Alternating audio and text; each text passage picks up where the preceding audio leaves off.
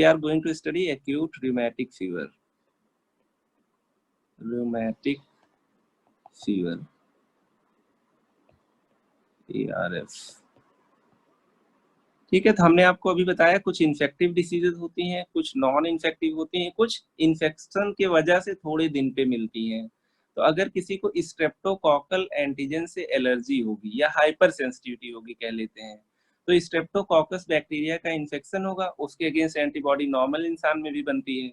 यहाँ पे normal antibodies बनेंगी लेकिन ज्यादा अमाउंट में बन जाएंगी, तो वो वायरस या बैक्टीरिया को तो न्यूट्रलाइज कर ही देंगी, उसके अलावा बॉडी की कुछ मिलती जुलती सेल्स पे जो प्रोटीन्स होंगी उस बैक्टीरिया जैसी, उनको भी अटैक करना शुरू कर देंगे। तो हम लोगों ने एक दिन पढ़ा भी था, इस प्रोसेस को आप मॉलिक्यूलर मिमिक्री कहते हो, है ना।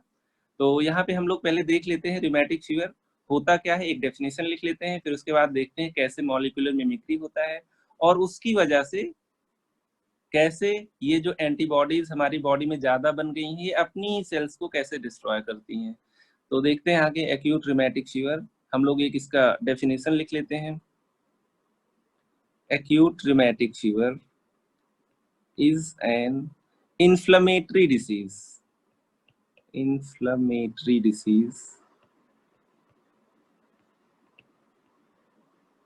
occurring as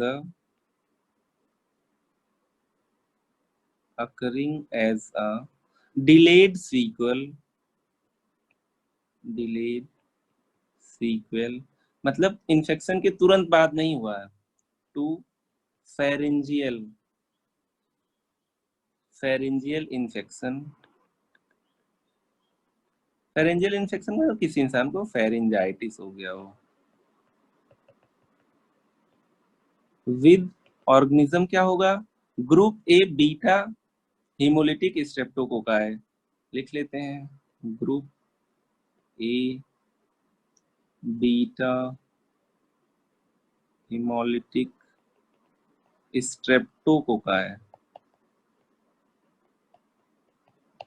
ठीक है, तो यहाँ हम लोग अभी तक ये कह रहे हैं कि बीटा हीमोलिटिक स्ट्रेप्टोकोकाई का इन्फेक्शन हुआ, इसने फेरेंजाइटिस कराया, ठीक, इसके बाद ये इन्फेक्शन क्लियर हो गया, आगे चल के इस इन्फेक्शन की वजह से कोई इन्फ्लेमेशन होगा क्योंकि कुछ एंटीबॉडीज ज्यादा बन गई हैं अपनी बॉडी में, वो अपनी ही सेल्स को जो इस बैक्टीरिया से मिलती जुलती होंगी उनको अटैक करेगा। इन्फेक्शन क्लियर हो जाने के बाद भी अगर इन्फ्लेमेशन हो रहा है तो वो आप कहते हो कि डिलेड इन्फ्लेमेटरी रिस्पॉन्स है ना। तो इसको हम लोग दूसरे लैंग्वेज में लिख सकते हैं, it is delayed hypersensitivity, it is due to delayed hypersensitivity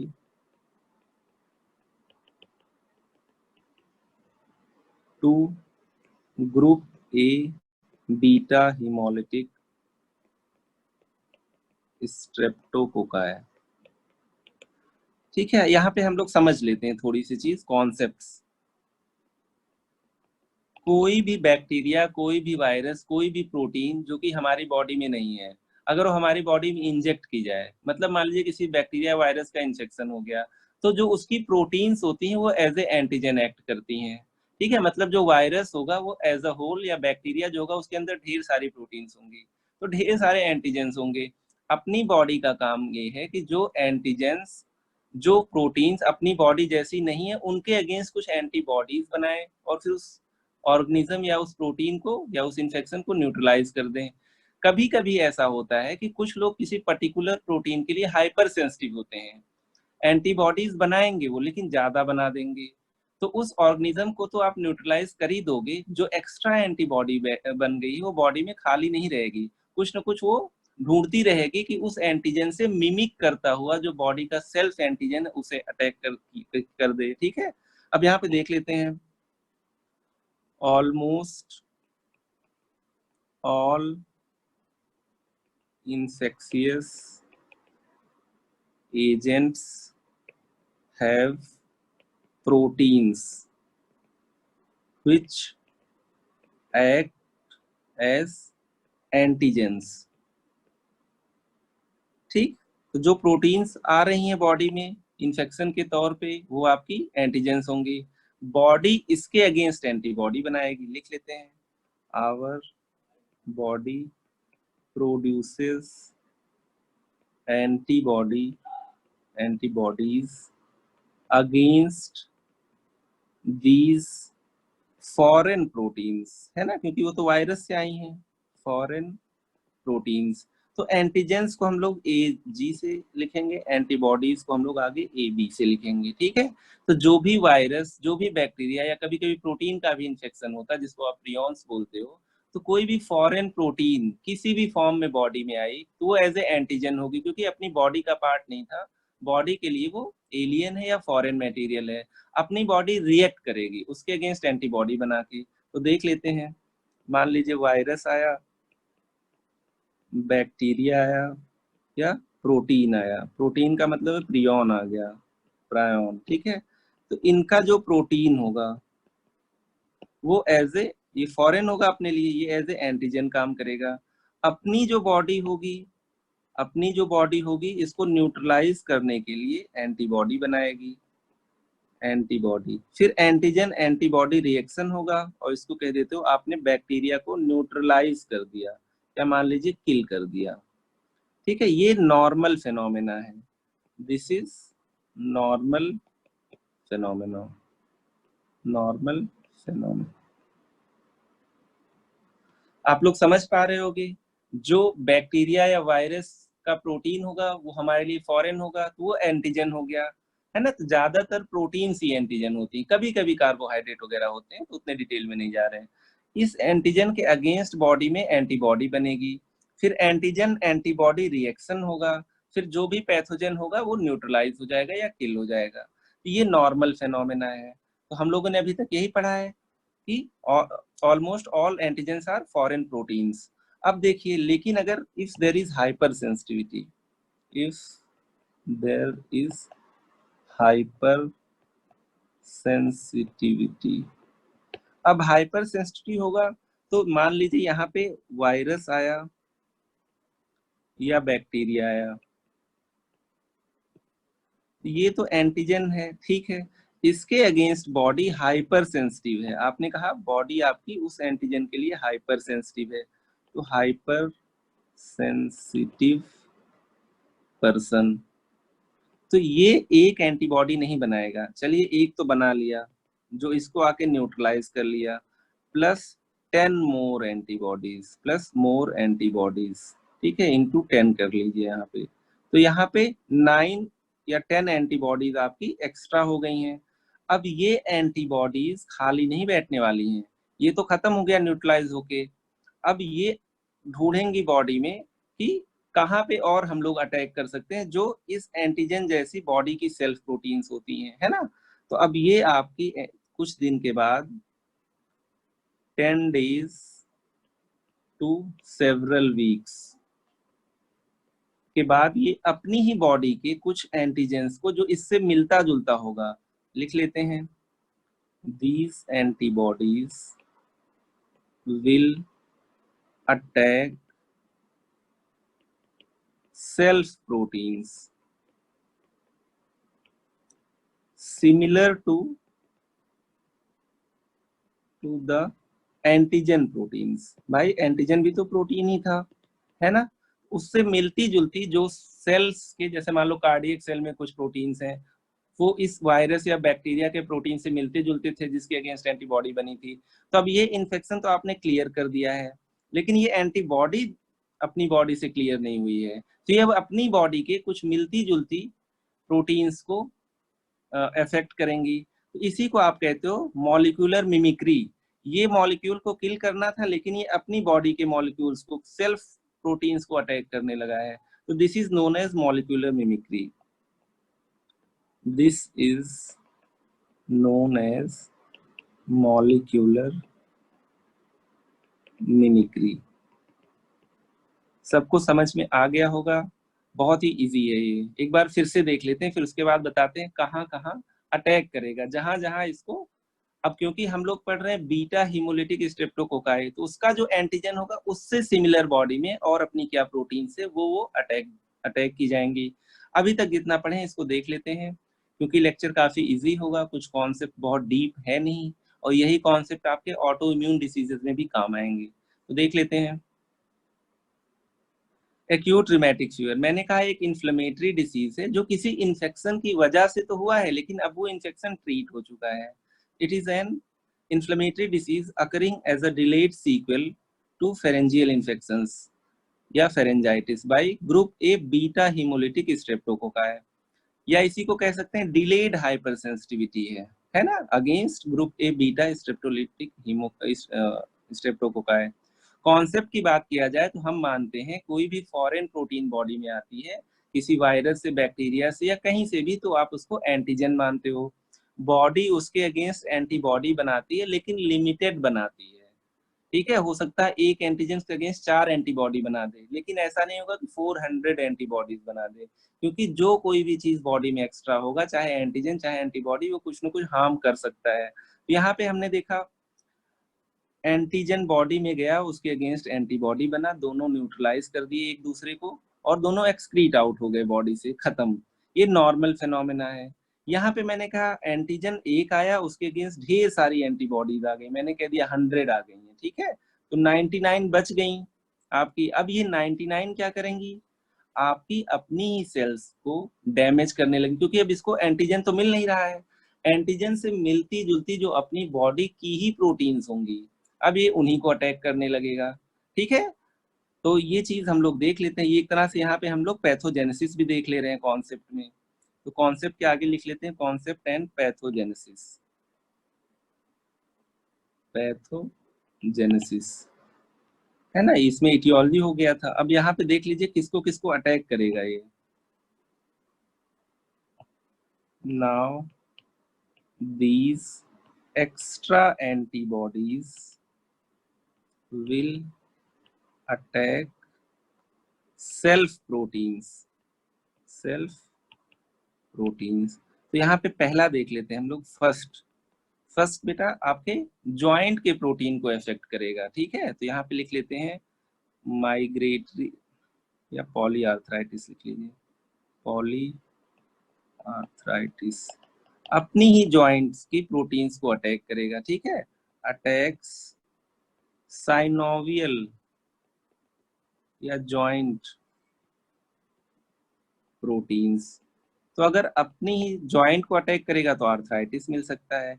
इसी टाइप से आपके हार्ट को अटैक कर सकता है। ठीक है, तो यहाँ पे लिख लीजिए पैन, हार्ट की सारी लेयर्स को अटैक कर देगा, पैन कार्डाइटिस।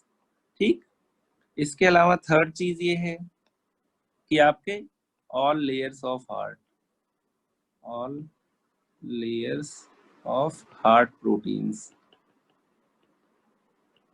इसके अलावा आपके ये अटैक कर देगा कहाँ पे, स्किन में। स्किन में जो मैनिफेस्टेशन आएगा वो आएगा इरिथमा मार्जिनेटम, रेड रैसेस आएंगे, इरिथमा मार्जिनेटम। डिटेल में ये सब पढ़ा जाएगा। ठीक है, स्किन प्रोटीन्स को अटैक कर दिया इसने। फोर्थ आप देख लीजिए, ब्रेन को अटैक कर दे रहा है, तो यहाँ पे मिलेगा आपको कोरिया। तो ये बेसल गैंग्लिया होता है ब्रेन में, वहां की प्रोटीन्स को, बेसल गैंग्लिया प्रोटीन्स।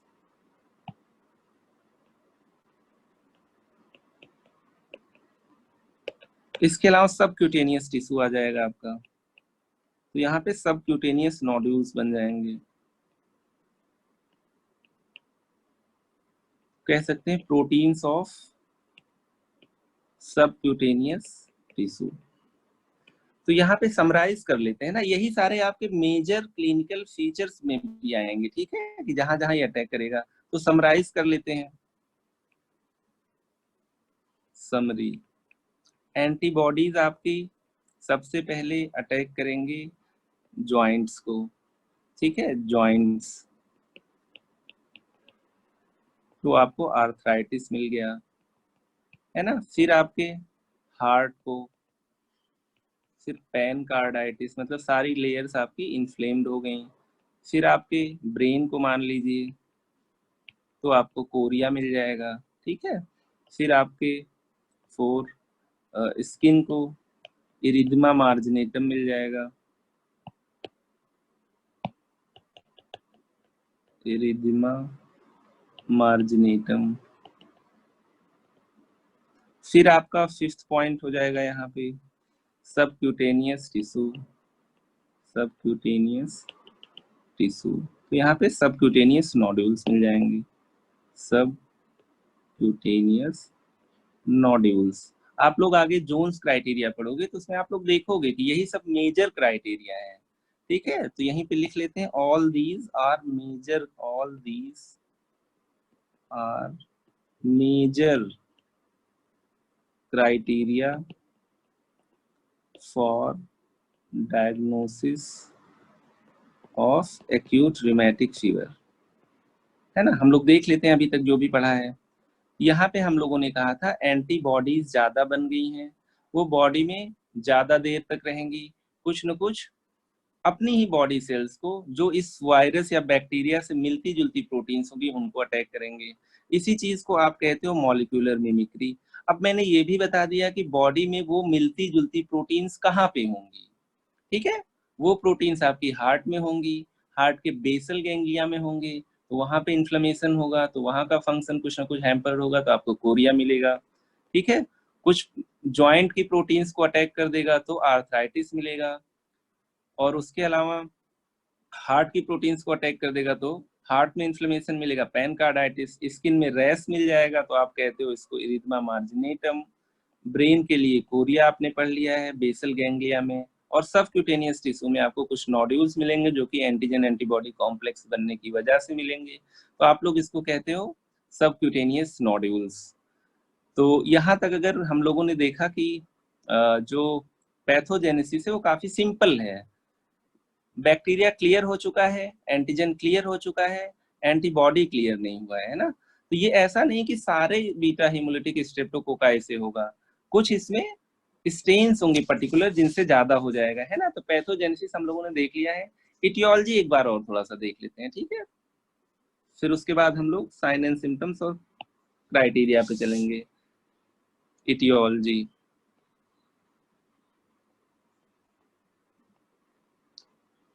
हम लोग पहले ही पढ़ चुके हैं कि ये beta group A beta haemolytic streptococci के फेरेंजियल इन्फेक्शन से होगा। लिख लेते हैं due to recent infection by group A beta haemolytic streptococci.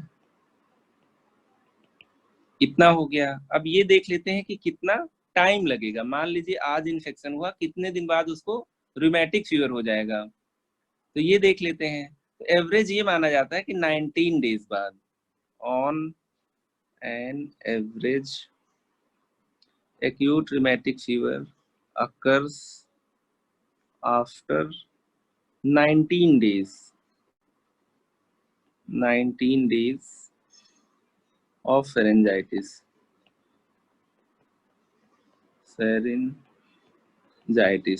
लेकिन अगर देखा जाए तो ये 1 हफ्ते से 5 हफ्ते तक का रेंज होता है, but the range is 1 week to 5 week. तो जब भी हम लोग किसी एक्यूट रिमेटिक फीवर के पेशेंट को देखते हैं तो ये हिस्ट्री लेने की कोशिश करते हैं, भाई सोर थ्रोट तो नहीं हुआ था, बहुत ज्यादा कुछ दिन पहले कफ एंड कोल्ड तो नहीं हुआ था। तो हिस्ट्री में जो लगभग मिलता है वो 3 वीक के आसपास वो बताते हैं कि हाँ ऐसा ऐसा हुआ था हमें, तो हम सस्पेक्ट कर सकते हैं कि इसमें एक्यूट रिमेटिक फीवर का पेशेंट है, आगे हमको कैसे मैनेज करना है। तो जो स्टेन्स होती हैं आपकी वो देख लेते हैं। Strains of group A streptococci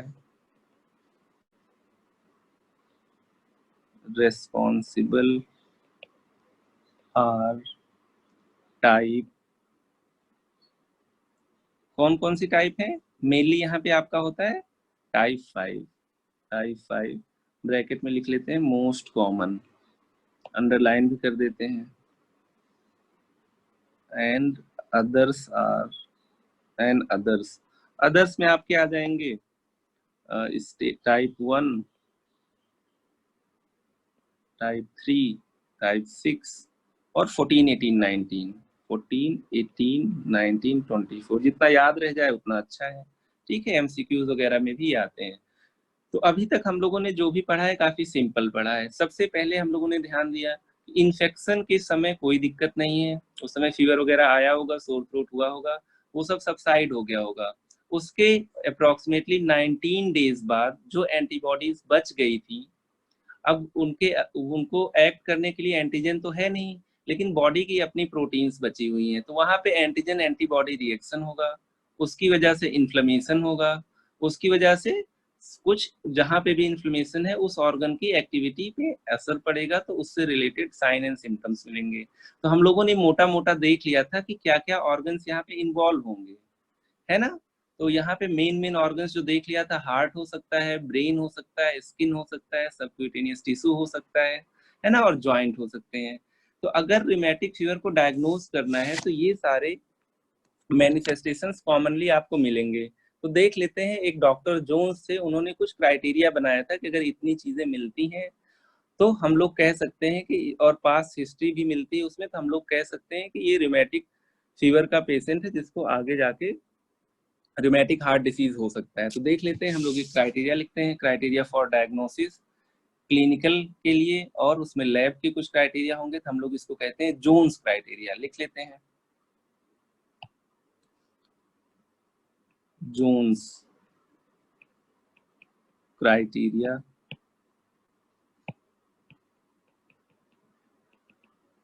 for diagnosis of rheumatic fever. अब ये मॉडिफाई हो चुका है, तो हम लोग यहाँ ब्रैकेट में लिख लेते हैं मॉडिफाइड। पहले कुछ और था, अभी थोड़ा सा इसमें चेंज आ गया है। इन्होंने डिवाइड कर दिया है कि ये मेजर चीजें हैं जो हम लोगों ने पहले ही पढ़ लिया है मॉलिक्यूलर मिमिक्री में, और कुछ माइनर क्राइटेरिया है, और कुछ सपोर्टिव एविडेंसेस हैं। तो सबसे पहले हम लोग देख लेते हैं मेजर क्या होते हैं। तो यहाँ लिखते हैं it is divided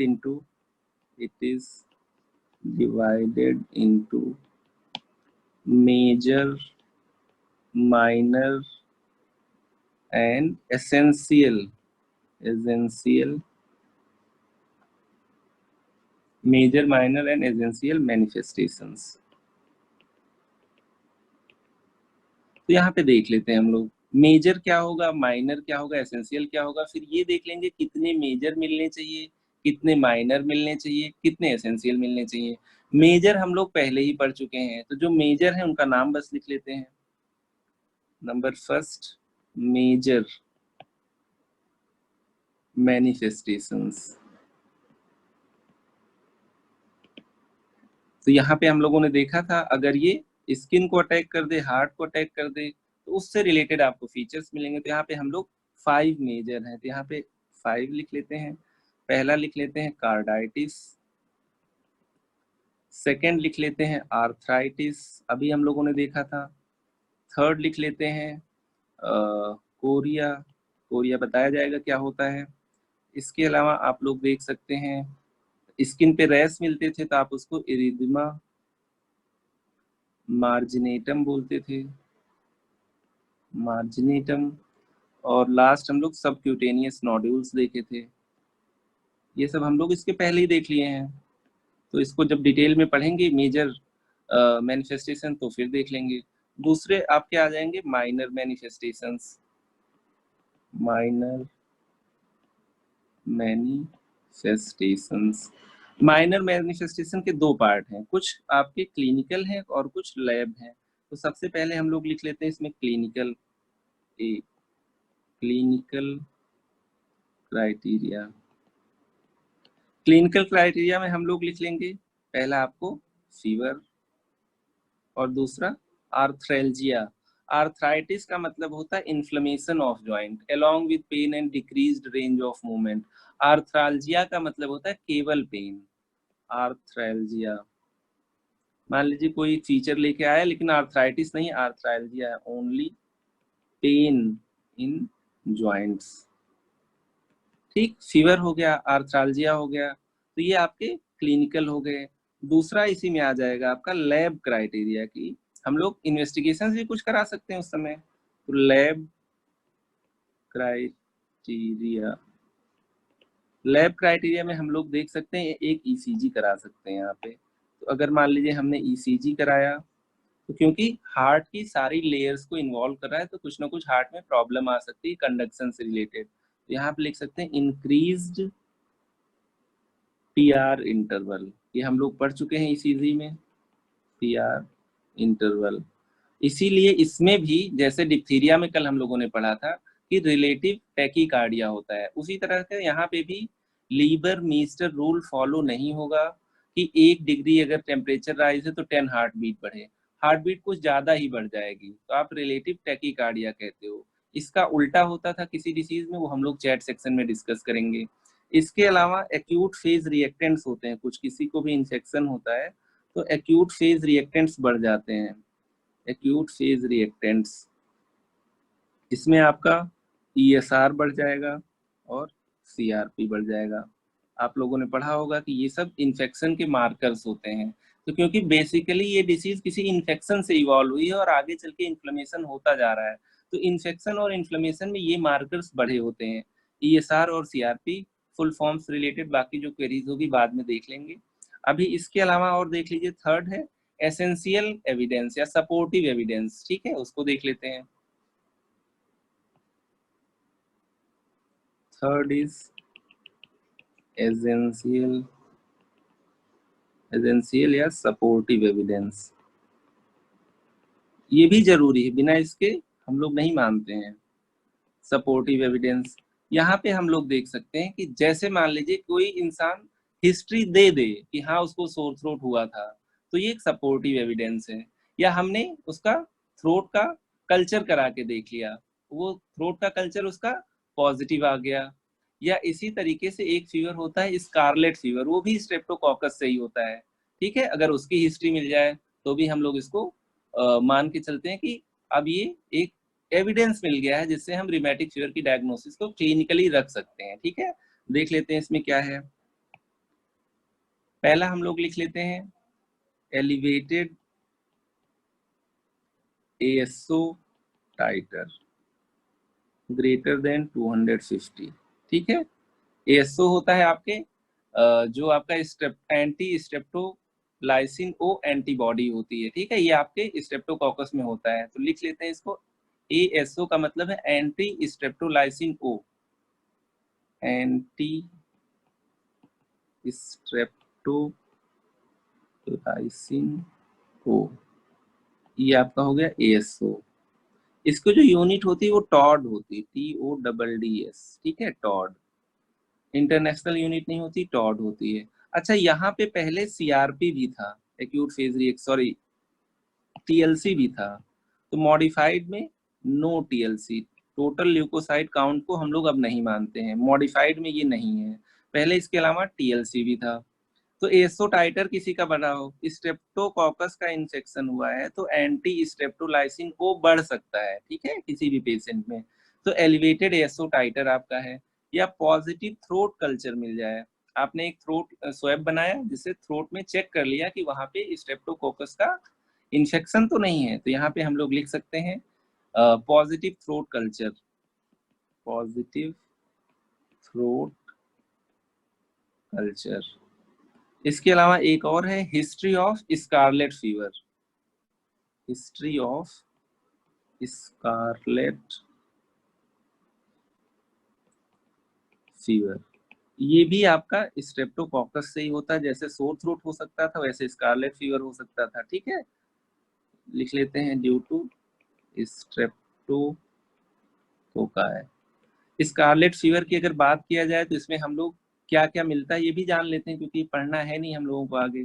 scarlet fever के 3 फीचर्स होते हैं, लिख लेते हैं 3 फीचर्स। होता किससे है वो हम लोगों ने पहले ही लिख लिया है। पहला फीचर होगा कि इसमें रैश आएंगे, तो जब हम लोग पढ़ रहे थे very sick patients must take double tablets, तो उसमें बताया था हम लोगों ने वेरिसेला में फर्स्ट डे रैश आता है, स्कारलेट में सेकेंड डे रैश आता है, यहाँ पे लिख लेते हैं सेकेंड डे रैश, ठीक है। तो ये हम लोग पहले भी पढ़ चुके हैं, तो इसमें रैश आएगा। सेकेंड चीज है फीवर आएगा, भाई स्ट्रेप्टोकोकस का इन्फेक्शन है, फीवर भी आएगा। तीसरी चीज है ग्लोसाइटिस होगा, ग्लोसाइटिस मतलब स्वेलिंग ओवर टंग, स्वेलिंग ओवर टंग, है ना। तो इतने सारे हमें एविडेंस मिले हैं, जिसको हमने कुछ को मेजर क्राइटेरिया कहा या मेजर मैनिफेस्टेशन कहा, कुछ को हमने माइनर मैनिफेस्टेशन कहा, कुछ को हमने सपोर्टिंग एविडेंस के तौर पे देख लिया है कि पहले स्ट्रेप्टोकोकस का इन्फेक्शन इसको हो चुका है। तो ये जो दिखा रहा है मैनिफेस्टेशन या जो मैनिफेस्टेशन हमें मिल रहे हैं वो शायद रूमेटिक फीवर जैसे ही है। फिर से देख लेते हैं एक बार।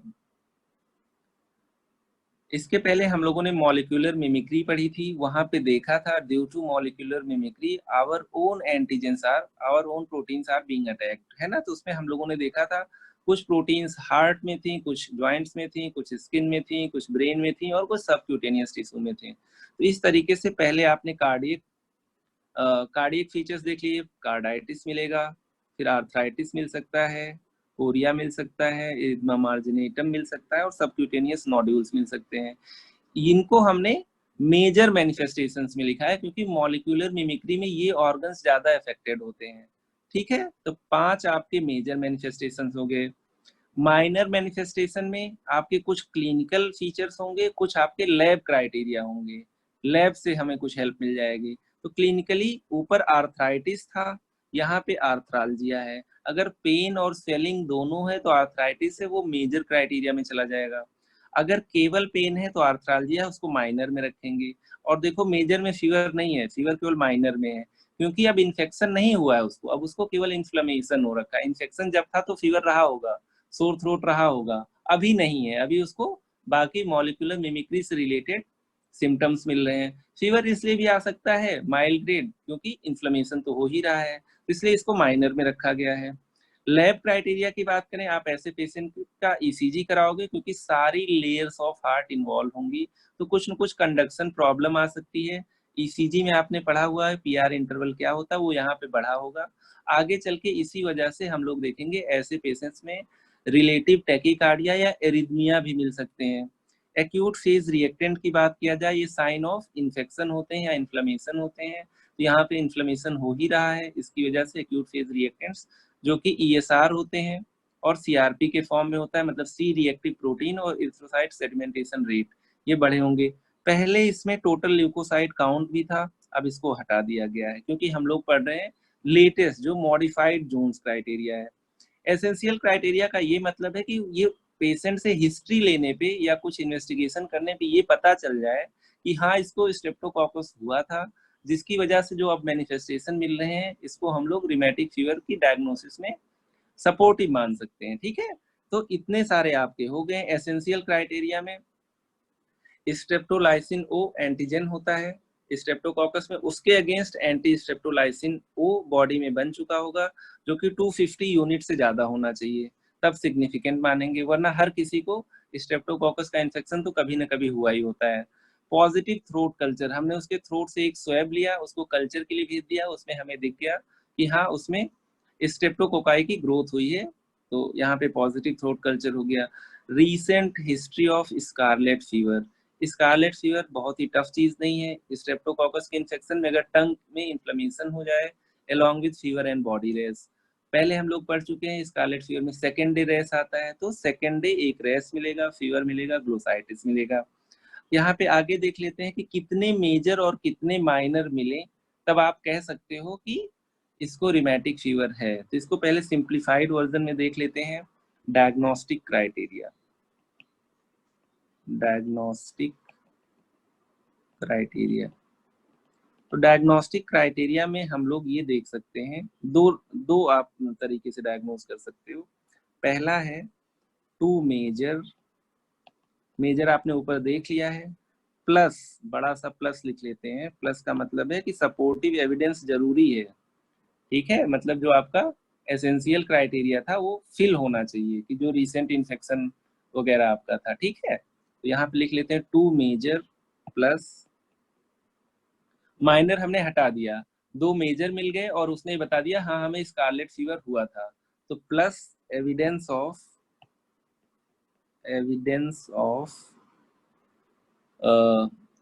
Group A streptococcal infection, evidence of group A streptococcal cockle infection, जो कि हम लोगों ने एसेंशियल क्राइटेरिया में रखा था, है ना। या तो ये हो जाए, अगर ऐसा नहीं है तो हम लोग दूसरी तरीके से भी इसको डायग्नोज कर सकते हैं। मान लीजिए सब आपके मेजर नहीं मिले हैं, ठीक है, तो दूसरा तरीका ये हो जाएगा, यहाँ लिखते हैं 1 मेजर प्लस 2 माइनर, फिर अगेन प्लस, ये वाला प्लस बना रहेगा, plus evidence of, essential criteria कह सकते हैं, evidence of group A streptococcal evidence infection.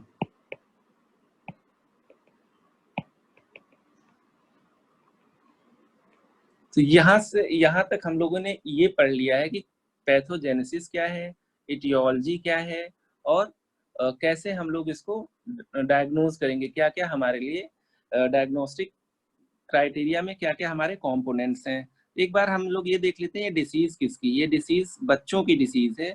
Usually जो एज ग्रुप होता है वो 5 to 15 ईयर्स होता है। यहाँ पे हम लोग लिख देते हैं age group is 5 to 15 years, age group 5 to 15 years. लेकिन यहाँ पे कहानी खत्म नहीं हुई 5 to 15 ईयर्स पे, आगे चल के फिर हो भी सकता है, और फिर रूमेटिक हार्ट डिसीज में चेंज भी हो सकता है। इसलिए एडल्ट में जब ये प्रॉब्लम मिलती है तो रूमेटिक हार्ट डिसीज जैसे माइट्रल स्टेनोसिस या mitral regurgitation, aortic stenosis, aortic regurgitation, इस फॉर्म में मैनिफेस्टेशन मिलते हैं। हो कभी भी सकता है, दोबारा तिबारा, कितनी भी बार, जितनी बार होगा उतना ज्यादा डैमेज क्रिएट करेगा। तो यहाँ पे जितने भी हम लोगों ने फीचर देखे हैं अभी तक, सारे फीचर्स रिमेटिक फीवर ठीक होने के बाद रिजॉल्व हो जाएंगे कंप्लीटली, एक्सेप्ट कार्डाइटिस। कार्डाइटिस में जो वॉल्व का डैमेज हो जाएगा वो परमानेंट रहेगा, इसलिए जितनी बार रिमेटिक फीवर होगा उतनी बार वॉल्व का डैमेज होगा और वो डैमेज ऐड होता चला जाएगा।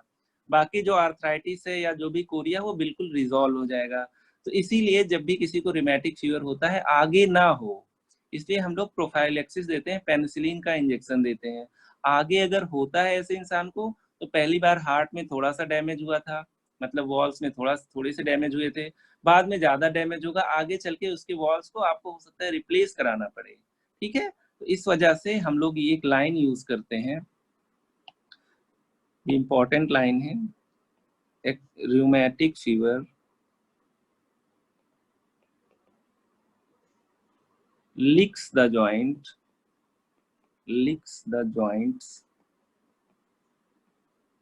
and bites the heart, ये एक इम्पॉर्टेंट लाइन है। यहाँ पे हम लोग ये कह रहे हैं कि अगर जॉइंट की बात करें या बाकी सारे ऑर्गन्स की बात करें, तो जहां जहां पे भी मॉलिक्यूलर मिमिक्री की वजह से डैमेज हुआ था, वहां पे सारा डैमेज आपका जब रिमेटिक फीवर ठीक होगा, रिजॉल्व होगा, तो सब सारे प्रॉब्लम्स भी रिजॉल्व हो जाएंगे, एक्सेप्ट वॉल्व डैमेज इतना ज्यादा हो जाएगा, तो ये कहा जाता है कि रिमेटिक फीवर में वॉल्स को रिमेटिक डिसीज ने बाइट कर लिया है। तो बाइट कर लिया होगा तो पूरी तरह से सही से हील नहीं करेगा, केवल लीक किया होगा तो उससे ज्यादा दिक्कत नहीं होगा। तो ये एक फेमस लाइन है, rheumatic fever licks the joints and bytes the heart. तो यहाँ पे आगे लिख लेते हैं, therefore in organs other than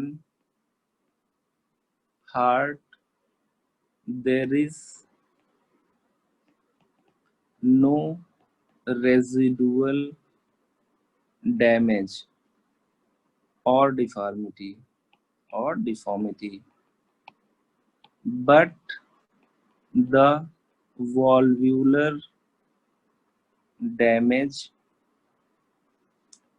never heals to normal। जो हार्ट में चेंज हो जाएगा, जो जैसे मान लो माइट्रल रिगर्जिटेशन था, चलो माइट्रल रिगर्जिटेशन हील भी हो गया, लेकिन वो over period of time mitral stenosis में हीलिंग फाइब्रोसिस से होगी, तो आगे चल के माइट्रल रिगर्जिटेशन तो ठीक हो गया, लेकिन उसकी वजह से माइट्रल स्टेनोसिस हो गया, फिर मान लीजिए दोबारा हो गया, फिर माइट्रल रिगर्जिटेशन स्टार्ट होगा, फिर वो हील होगा तो और ज्यादा माइट्रल स्टेनोसिस होगा। यहाँ पे हम लोग लिख लेते हैं एग्जाम्पल, आर्थराइटिस हील्स या subsides without any deformity, deformity किसकी, जॉइंट की, और no joint pain in future. Rheumatic fever की वजह से आगे चल के कोई जॉइंट पेन नहीं होगा। ऐसा नहीं कि पहले आर्थराइटिस हो गई थी अब उसको आर्थराइटिस बनी रहेगी ओल्ड एज तक, वो ऑस्टियो आर्थराइटिस या किसी और आर्थराइटिस की वजह से हो सकता है, लेकिन रिमेटिक फीवर वाली आर्थराइटिस, जिसको हम लोग माइग्रेटरी पॉलीआर्थराइटिस कहते हैं, आगे देखेंगे, वो नहीं होगा। इस लेकिन but mitral regurgitation which occurs in acute rheumatic fever heals to mitral stenosis, mitral stenosis. Other valves like aortic valve may also suffer acutely in form of aortic regurgitation, but later on aortic stenosis might develop, है ना। तो यहाँ पे हम लोग देख पा रहे हैं कि बाकी बॉडी, मान लीजिए किसी को रैश आया, इरिथमा मार्जिनेटम आया, वो सबसाइड कर जाएगा, सबक्यूटेनियस नोड्यूल्स बने, सबसाइड कर जाएंगे, कोरिया हुआ, बिल्कुल 6 हफ्ते 8 हफ्ते में ठीक हो जाएगा। लेकिन जो हार्ट में प्रॉब्लम हो गई है वो बिल्कुल ठीक नहीं होगी, रूमेटिक फीवर से फिर रूमेटिक हार्ट डिसीज हो जाएगा, ठीक है। यही हम लोग कहते हैं this leads to rheumatic heart disease, ठीक है, जिसको हम लोग RHD कहते हैं। इंडियन कॉन्टेक्स्ट में सबसे ज्यादा common heart disease rheumatic heart disease है, क्योंकि बचपन में बहुत ज्यादा लोगों को 5 to 15 एज ग्रुप में ये इन्फेक्शन हो सकता है, तो उसके रिजल्ट में सब कुछ तो ठीक हो गया होगा लेकिन हार्ट के फीचर्स नहीं ठीक हुए होंगे। और रूमेटिक हार्ट डिसीज की बात करें तो आगे चल के मिल रहा है, तो इसमें मेनली आपको मिलेगा mitral stenosis and aortic stenosis, and जिस वॉल को इन्वॉल्व किया होगा ज्यादा उसमें आगे चल के स्टेनोसिस मिल जाएगा। एक्यूट केसेस में रिगर्जिटेशन होगा, बाद में फाइब्रोसिस होगी, हील करेगा तो और स्टिफ हो जाएगा वॉल, स्टेनोसिस हो जाएगा। तो अभी तक पैथोफिजियोलॉजी, इटियोलॉजी और हम लोग जोन्स क्राइटेरिया पढ़ चुके हैं। जोन्स क्राइटेरिया एक बार दोबारा देख लेते हैं, फिर आज के लेक्चर को खत्म करते हैं, नेक्स्ट टाइम बाकी पढ़ेंगे। जोन्स क्राइटेरिया में हम लोगों ने देखा कुछ मेजर, माइनर और एसेंशियल फीचर्स हैं। मेजर में ये 5 हैं, है ना, जिसमें carditis, arthritis, chorea, erythema marginal, subcutaneous क्यों होता है, कहाँ पे आप जाके एंटीबॉडी एंटीजन रिएक्शन होगा, आप देख चुके हो।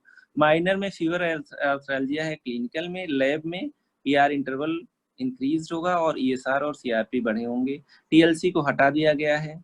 और एसेंशियल या सपोर्टिव एविडेंस में आपका एसओ टाइटर बढ़ा होगा, थ्रोट कल्चर फेरेंजाइटिस हुआ रहा होगा तो थ्रोट कल्चर पॉजिटिव मिल सकता है, बाकी स्कारलेट फीवर मैंने आपको बता दिया है। डायग्नोसिस में मैंने कहा है 2 मेजर प्लस एक एविडेंस ऑफ स्ट्रेप्टोकोकल इन्फेक्शन मिल जाए तो काफी, या 1 मेजर 2 माइनर और एविडेंस, मतलब ये जरूरी है मिलना, ठीक है।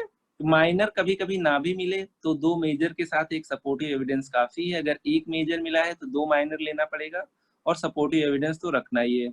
ये भी हम लोगों ने डिस्कस किया, rheumatic fever licks the joints या all other organs but bites the heart, यहाँ पे बाइट कर लिया है तो कुछ न कुछ उसका निशान बचा रहेगा, जो कि आगे रूमेटिक हार्ट डिसीज के फॉर्म में हम लोगों ने देख लिया है, ठीक है।